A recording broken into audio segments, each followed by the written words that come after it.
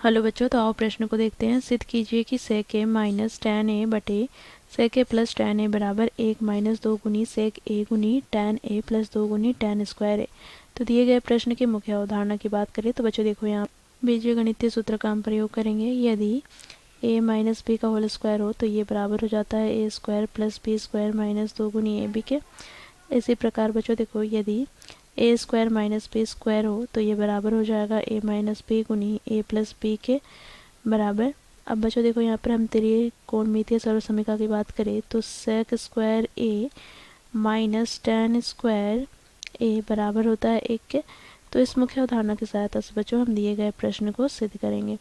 बच्चों देखो, प्रश्न में हमें बाएं पक्ष अर्थात LHS हमें दे रखा है क्या, तो सेक ए माइनस टैन ए बटे में बच्चों देखो यहाँ पर सेक ए प्लस टैन ए। बच्चों देखो यहाँ से इसे हम क्या करेंगे, तो सेक ए माइनस टैन ए बटे सेक ए प्लस टैन ए को बच्चों हम सेक ए माइनस टैन ए से गुना और भाग कर लेते हैं। देखो यहाँ पर गुना किया, अब हम इसे भाग कर लेते हैं। तो यहाँ से हमें प्राप्त क्या हो जाएगा, तो बच्चों देखो सेक ए माइनस टेन ए गुनी सेक ए माइनस टेन ए। तो यहाँ से सेक ए माइनस टेन ए का होल स्क्वायर हो जाएगा बटे में बच्चों देखो यहाँ पर क्या है, तो ये सेक ए प्लस टैन ए गुनी सेक ए माइनस टैन ए है। तो बच्चों देखो, ये ए माइनस बी के होल स्क्वायर के रूप में है, तो इसका हम प्रसार करें तो हमें प्राप्त हो जाएगा बच्चों देखो सेक स्क्वायर ए प्लस टैन स्क्वायर ए, फिर यहाँ पर माइनस का 2 गुनी सेक ए गुनी टैन ए बटे में बच्चों देखो यह ए माइनस बी गुनी ए प्लस बी के रूप में है।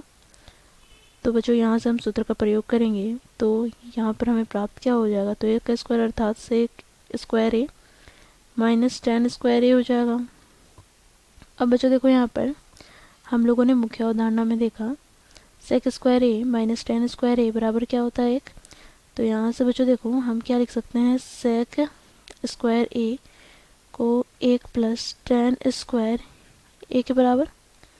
तो यहाँ से हमें क्या प्राप्त हो जाएगा, तो 1 प्लस टैन स्क्वायर ए, और यहाँ पर पहले से क्या है टैन स्क्वायर ए माइनस 2 गुनी सेक ए गुनी टैन ए बटे में बच्चों देखो यहाँ से सेक स्क्वायर ए माइनस टैन स्क्वायर ए ये बराबर हो जाएगा किसके, 1 के।